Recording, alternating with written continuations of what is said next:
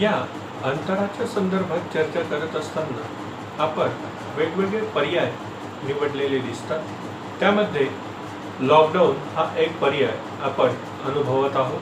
त्यामुळे सर्व भारतभर लॉकडाऊन जाहीर करण्यात आलेला आपल्याला दिसतो. म्हणजे स्टेज 1 आणि स्टेज 2 ही सुरुवात करत असताना भारताने लॉकडाऊन जाहीर केलेला दिसतो. यामध्ये 2 टप्पे आपल्याला दिसतात. पहिला टप्पा 21 दिवसांचा लॉकडाऊन देण्यात आला आणि त्याच्यानंतर पुन्हा 3 मे पर्यंतचा लॉकडाऊन दुसरा त्याला एक्सटेंड करण्यात आलेला आपल्याला दिसतं. मात्र अंतर कायम ठेवण्यासाठी लॉकडाऊन करण्यात आला. अंतर कायम ठेवण्यासाठी किंवा अंतर राखून परिस्थिती नियंत्रणात आणण्यासाठी लॉकडाऊन जाहीर करण्यात आले. मात्र या लॉकडाऊनच्या दरम्यानही आपल्याला भारतातले पेशंटची संख्या मात्र वाढताना दिसत आहे. ही जी पेशंटची वाढलेली संख्या आपण जर महाराष्ट्राच्या बाबतीत विचारात घेतली तर त्यामध्ये आपल्याला दिसतं मुंबई, पुणे, संभाजीनगर, मालेगाव अशा ठिकाणी आपल्याला पेशंटची संख्या वाढलेली दिसते किंवा वाढताना दिसते. या ठिकाणी जर या भौगोलिक क्षेत्रामध्ये म्हणजे या सिटीजमधल्या या भौगोलिक क्षेत्रामध्ये जर आपण आणखी मायक्रो लेव्हलला जर विचार केला तर बहुतांश भाग हे झोपडपट्टीचे आहेत. त्या ठिकाणी आपल्याला हा प्रसार झालेला दिसतो. उदाहरणार्थ मुंबईमध्ये मुंब्रा किंवा धारावी यासारख्या म्हणजे झोपडपट्टी किंवा ज्या ठिकाणी कंजेशन आहे, ओव्हर क्राऊडेड भाग आहे, गर्दीची ठिकाणं आहेत, रहिवासाची गर्दीची ठिकाणं आहेत, स्लम सोबतच रहिवासाची गर्दीची जी ठिकाणं आहेत त्या ठिकाणी हा प्रसार जास्त मोठ्या प्रमाणात किंवा पेशंटची संख्या जास्त असलेली आपल्याला बघायला मिळते किंवा आपण अनुभवत आहोत किंवा तशा प्रकारची आकडेवारी आपल्याला वाढताना दिसत आहे. ज्या वेळेला आपण याचा विचार करतो त्यावेळेला आपल्याला सर्वप्रथम तर असे जे लोक बाधित आहेत असे लोकांचा त्या ठिकाणी ते सुशिक्षित असतील किंवा अशिक्षित असतील किंवा या आजाराप्रती काही भीती असेल, गैरसमज असतील, या ना असंख्य कारणांमुळे होतं काय की लक्षणं असून देखील याकडे दुर्लक्ष केलं जातं. याच्या लक्षात लक्षणं दिसत असताना देखील काय केलं जातं, दुर्लक्ष केलं जातं.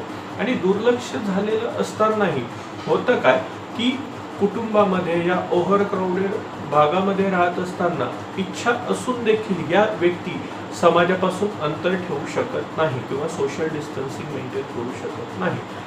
का? कारण की मुळातच यांची राहण्याची ठिकाणं जी आहेत ती गर्दीच्या ठिकाणी असल्यामुळे ही सोशल डिस्टन्सिंग मेंटेन होईल तरी कशी, येत्या लक्षात हा सर्वात मोठा प्रश्न आहे. मग याची उत्तरं जर आणखी मायक्रो लेव्हलला जर आपण बघायची झाली किंवा फिजिक्सच्या दृष्टिकोनातून जर या क्वारंटाईन करण्यासाठीची अडचण जर बघायची झाली तर आपल्याला भारताचा सेन्सस रिपोर्ट बघावा लागतो, हाऊसहोल्ड सेन्सस रिपोर्ट बघावा लागतो. त्यामध्ये प्रमुखरित्या आपल्याला अशी माहिती समोर येते की 1 रूम किचन असण्याचं भारतातलं एकूण लोकसंख्येमागचं प्रमाण आहे 37.1%. 2 रूम किचनचं प्रमाण आहे 31.7%. 3 रूम किचनचं प्रमाण आहे 14.5%. 4 रूम किचनचं प्रमाण आहे 7.5%. 5 रूम किचनचं प्रमाण आहे 2.6% आणि 6 पेक्षा अधिक रूम किंवा खोल्या असणाऱ्या घरांचं प्रमाण आहे 2.8%. येत्या लक्षात. आणि 3.9% लोक अशी आहेत की ज्यांच्याकडे असं स्वतंत्र असं किचन असणारं घरच नाही. म्हणजे 1 रूमचं त्यांचं घर आहे, 1 खोली, त्यातच त्यांचं किचन, त्यातच त्यांची बेडरूम, त्यातच त्यांचं लिव्हिंग हॉल, अशा प्रकारे 1 रूम असणारं घर, 1 खोली असणाऱ्या घराचं भारतातल्या एकूण लोकसंख्येपैकी किती लोक आहेत तशी 3.9% म्हणजे 3.9% लोक आहेत. जर तुम्हाला हा डेटा मी जो तुम्हाला सांगितलेला आहे हाऊसहोल्ड डेटा सरकारचा स्वतःचा उपलब्ध, त्यातून निष्कर्ष जर काढायचा झाला तर निष्कर्ष स्पष्ट आहे मित्रांनो. तो म्हणजे भारतात फक्त 15% लोक ही फक्त सेल्फ क्वारंटाईन होऊ शकतात सध्याच्या इन्फ्रास्ट्रक्चर प्रमाणे, हाऊस होल्ड इन्फ्रास्ट्रक्चर प्रमाणे, घरांच्या उपलब्धतेप्रमाणे फक्त 15% लोकच या ठिकाणी आपण सेल्फ क्वारंटाईन करू शकतो. मग 100-15% म्हणजे नियर अबाउट 85% लोकांना जर क्वारंटाईन करायचं झालं किंवा त्याच्यापेक्षा 50% जरी लोकांना क्वारंटाईन करायचं झालं तर याची प्रचंड मोठी जबाबदारी प्रशासनावर, शासनावर येऊन ठेपलेली आपल्याला दिसते. म्हणून सरकारचे आटोकाट प्रयत्न, मग ते रेल्वेला आयसोलेशन वॉर्डमध्ये कन्वर्ट करणं असेल, शाळेच्या इमारती किंवा सरकारने बांधून खाली पडलेल्या इमारती ताब्यात घेऊन आयसोलेशन वॉर्ड तयार करणं, ही जी सरकारची युद्ध पातळीवरची तयारी जी सुरू आहे ती याकरताच आहे की जर गरज पडली तर आपल्याला क्वारंटाईन करणं किंवा आयसोलेशनमध्ये रुग्णांना त्या ठिकाणी हलवावं लागणं, याकरता इन्फ्रास्ट्रक्चर कमी पडू नये यासाठीची ही पूर्वतयारी आपल्याला होताना दिसते. येतंय लक्षात? आतापर्यंत फिजिक्समधील म्हणजे भौतिकशास्त्र आणि कोविड-19च्या संबंधांमध्ये अंतर हा जो अभ्यासपूर्ण घटक आहे याचा आणि कोविड-19च्या उपचाराचा, ज्यांना सोशल डिस्टन्सिंग असं आपण म्हटलं, याचा किती जवळचा संबंध आहे आणि वेगवेगळ्या संकल्पना किंवा उपचार पद्धती कशा पद्धतीने वापरल्या जात आहेत याच्याबद्दल आपण आतापर्यंत चर्चा केलेली आहे. क्वारंटाईन म्हणजे अशा व्यक्तींना क्वारंटाईन केलं जातं की ज्यांच्या टेस्ट घेतल्यानंतर त्या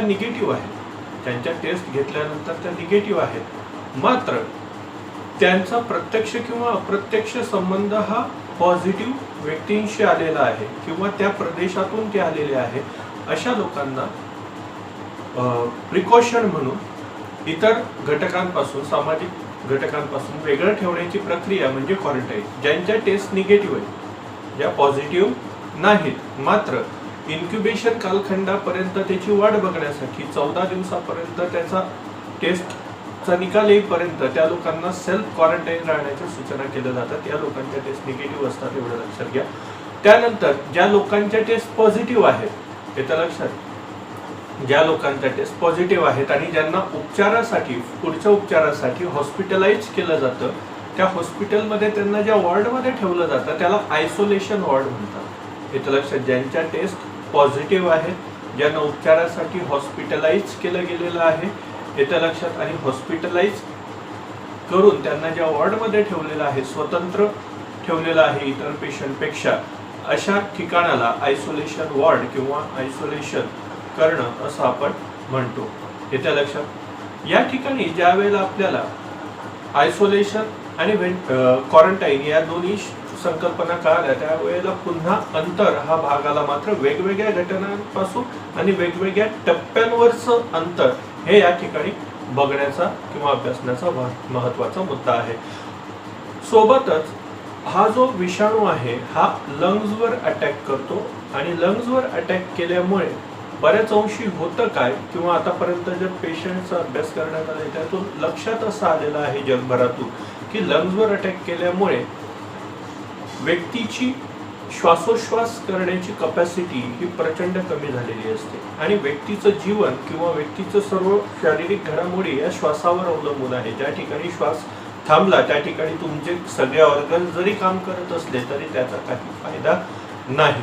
येतं लक्षात. म्हणून ऑक्सिजन हे तुमच्या माझ्या शरीरासाठी, सर्व मानवजातीच्या शरीरासाठी फ्युएलचं काम करत असतं. हे फ्युएल बंद, तुमचं मशीन बंद. येतं लक्षात.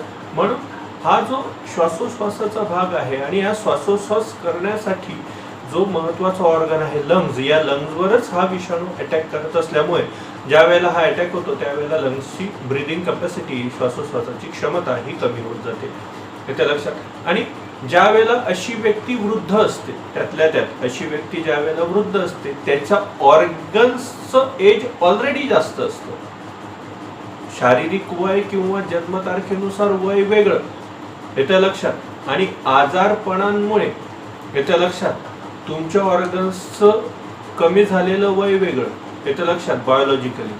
सेकंड, तुमच्या एज इम्पॅक्टमुळे, तुमच्या वयोगटामुळे, तुम्ही वृद्ध असाल तर त्या वयोगटामुळे तुमच्या ऑर्गन्सचं वय आणखीनही त्यापेक्षा खाली घसरलेलं असतं. एक तर आजारामुळे, दुसरं वयामुळे.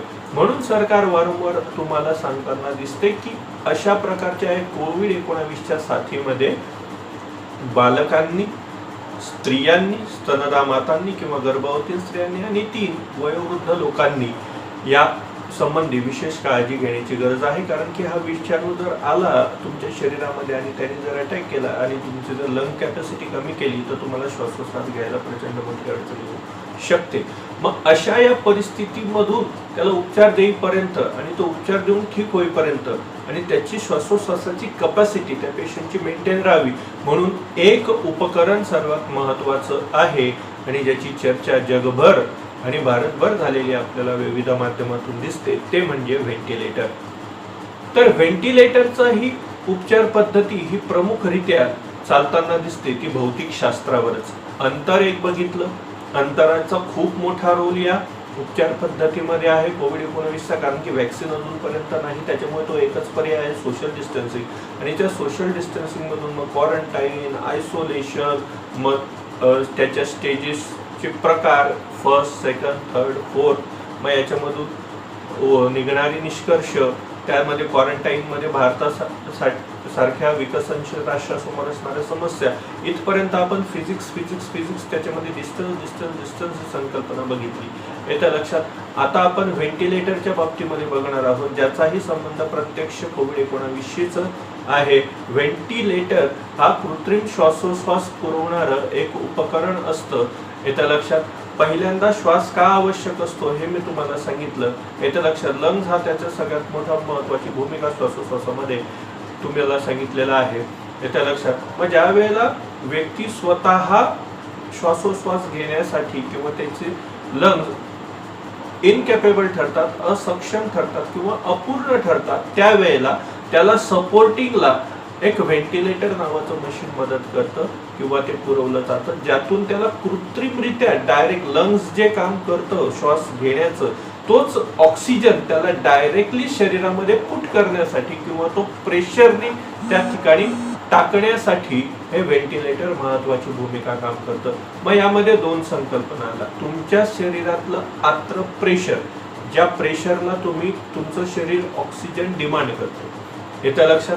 आणि सेकंड, ज्या प्रेशरने तुम्ही बाहेरून ऑक्सिजन टाकणार आहात, येत्या लक्षात. म्हणून एक्सटर्नल आणि इंटरनल प्रेशर वेगवेगळ्या स्टेजेसला बॅलन्स करण्याची कपॅसिटी असून ची क्षमता असणारं मशीन आहे ते मशीन तुम्ही या ठिकाणी वापरतात आणि त्याला व्हेंटिलेटर म्हणतात. म्हणजे दाब हा जो फिजिक्सचा किंवा भौतिकशास्त्राचा अभ्यास घटक आहे त्याचा या व्हेंटिलेटरच्या उपकरणामध्ये किंवा बांधणीमध्ये सर्वात महत्वाची भूमिका असलेली आपल्याला दिसते. याच्या लक्षात भौतिकशास्त्रातली अंतर ही संकल्पना बघितली, भौतिकशास्त्रातली दाब ही संकल्पना व्हेंटिलेटरच्या संदर्भात बघितली.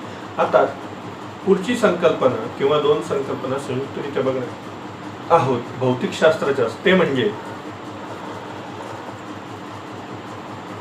सरफेस टेन्शन आणि फ्रिक्शन. याच्या लक्षात सरफेस टेन्शन आणि फ्रिक्शन म्हणजे घर्षण आणि भूपृष्ठ ताण. ज्या वेळेला आपल्याला हात धुणं विषाणूपासून मुक्त राहण्यासाठी ज्या वेळेला आपल्याला सांगितलेलं आहे, डॉक्टरांनी सल्ला दिलेला आहे, वेगवेगळ्या सरकारच्या जाहिरातींपासूनही ते आपल्याला सांगत असतात की हात वारंवार धुवा. यामध्ये केमिकलची भूमिका काय असते, सोपची आणि सॅनिटायझरची, हे केमिस्ट्रीच्या लेक्चरला मी सांगितलेलं आहे. मात्र सोबतच या केमिस्ट्री सोबतच त्या ठिकाणी फिजिक्सही काम करताना आपल्याला दिसतं.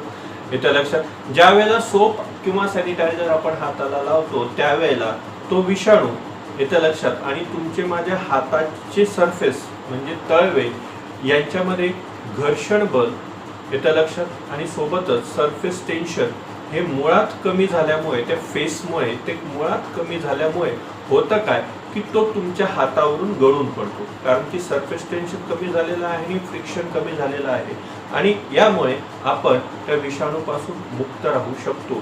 ज्या ठिकाणी तुम्ही काय कमी केलं, आर्टिफिशियली तुम्ही घर्षण कमी केलं, तुम्ही तुमचा भूपृष्ठ ताण, कशामधला भूपृष्ठ ताण आणि कशामधलं घर्षण, तो विषाणू आणि तुमचा पाम म्हणजे हात याच्यातलं ज्या वेळेला कृत्रिमरित्या ते कमी केलं फ्रिक्शन आणि सरफेस टेन्शन, त्यावेळेला तुम्ही याच्यापासून मुक्त होऊ शकलात या सोपच्या आणि सॅनिटायझरच्या मदतीतून. येत्या लक्षात. तर बघा मित्रांनो, कोविड-19 या सिरीजमध्ये आपण विज्ञानाचा घटक बघितला, तो पूर्ण भाग आज या सिरीजने संपतो आहे विज्ञानाच्या बाबतीतला.